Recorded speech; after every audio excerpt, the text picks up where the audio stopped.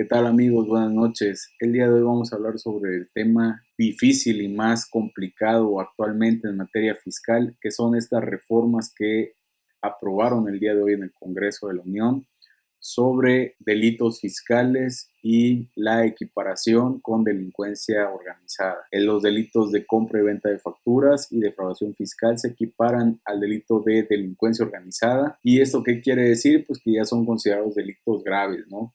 Y aparte de eso, quiere decir que el imputado tendrá que ser detenido mediante la prisión preventiva oficiosa, que esta nos señala el mismo Código Nacional de Procedimientos Penales, que es la última acción, la última instancia que tiene la autoridad judicial para evitar que un imputado se sustraiga de la acción de la justicia. Sin embargo, ahorita a los contribuyentes que sean imputados de estos delitos les ordenarán la prisión preventiva oficiosa y tendrán que llevar su procedimiento penal privados de su libertad. Esto es algo que en otras materias y en otras circunstancias sería completamente ilegal, pero en materia fiscal, pues ya ven que todo puede pasar. Incluso se ha dicho, se ha mencionado que estamos ante un acto de terrorismo fiscal. Y esto de terrorismo fiscal es un término que llama mucho la atención porque es muy rimbombante, pero quiere decir que la autoridad realiza actos con apariencia de legales, pero que en otras circunstancias no lo sería. Y como ejemplo tenemos esto, la prisión preventiva oficiosa, cualquier otro delito que no tiene tanta gravedad como lo es la defraudación fiscal, que no atenta contra los bienes jurídicos tutelados de mayor importancia, como son la vida y la libertad, no son considerados como tales. ¿Por qué? Porque ahí se pueden amparar estos imputados y pueden alegar que están violentando sus derechos humanos y fundamentales,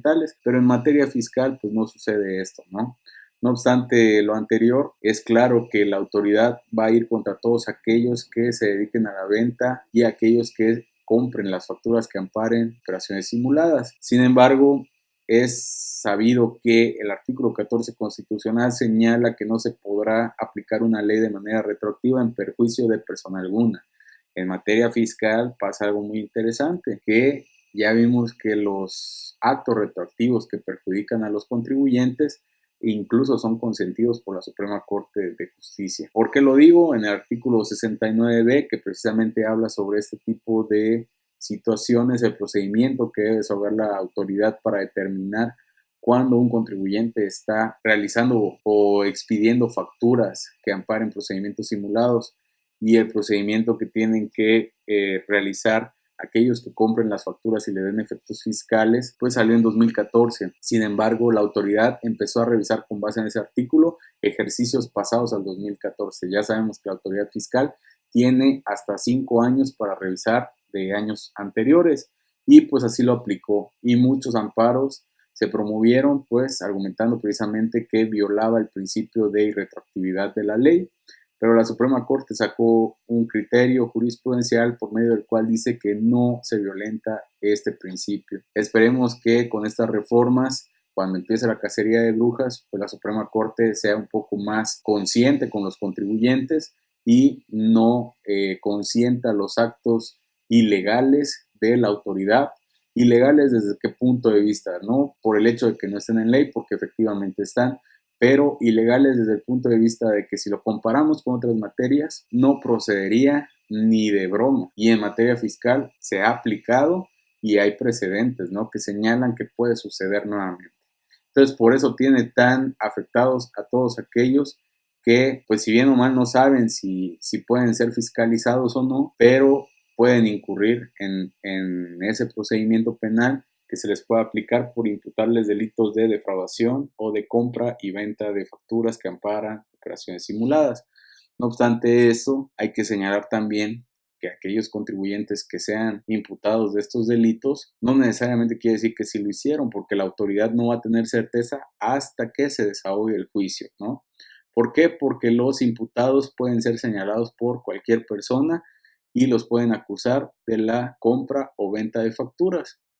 Y la autoridad va a detenerlos con esta prisión preventiva oficiosa para después investigar, cosa que en ningún otro delito pasaría, ¿no? Porque la presunción de inocencia, etcétera, varios derechos fundamentales ahí violentados, pues la autoridad, ya sabemos que en materia fiscal opera diferente. Entonces va a estar interesante qué es lo que va a pasar, qué es lo que va a decir la Suprema Corte una vez que ya entre en vigor y cuáles van a ser los ámbitos de aplicación que va a tener este nuevo cuerpo normativo o estas reformas que se hacen a los cuerpos normativos para determinar si el contribuyente es o no responsable de la comisión de estos delitos que, como lo han mencionado algunos diputados, específicamente de Morena, atenta contra la seguridad nacional, ¿no? ¿Y por qué dicen esto? La Constitución es clara al señalar que todos estamos obligados a contribuir al gasto público y efectivamente la recaudación de todas las contribuciones sirve para que se vaya al gasto público. Se dice que atenta contra la seguridad nacional, ¿por qué? Porque al no recaudar los impuestos correspondientes a los contribuyentes que hacen la defraudación o la compra y venta de facturas, entonces pues no se puede destinar mayor recurso a cuestiones como salud, como educación, como seguridad pública, y pues ya ven que México es potencia en esos tres rubros, ¿no? Por decir, no hay aquí funcionarios corruptos que se lleven el dinero del erario público, entonces pues sí atenta contra la seguridad nacional, ¿no? Entonces veremos qué sucede en los próximos días una vez que se haga la publicación de estas reformas y su entrada en vigor va a estar bastante interesante. Vamos a ver cuántos justos pagan por pecadores y esperemos que no les toque a ninguno de los que está viendo este video una situación de esta naturaleza contra la autoridad fiscal. De todos modos, si tienes preocupaciones, si tienes sospecha de que puedes estar involucrado en estos procedimientos, pues asesórate bien de un abogado, de un contador que te digan cómo pueden arreglar esta situación, cómo puedes prevenir este tipo de circunstancias para que no te veas envuelto en problemas. Y hasta aquí sería toda la información. Espero que lo compartan. Si algo no está completo de lo que he dicho, pues hagan favor de comentarlo para que la información fluya correctamente y todos estemos enterados de lo que está pasando. Mi nombre es Ever Espinosa y les agradezco mucho el tiempo que le dedican a este video. Hasta luego.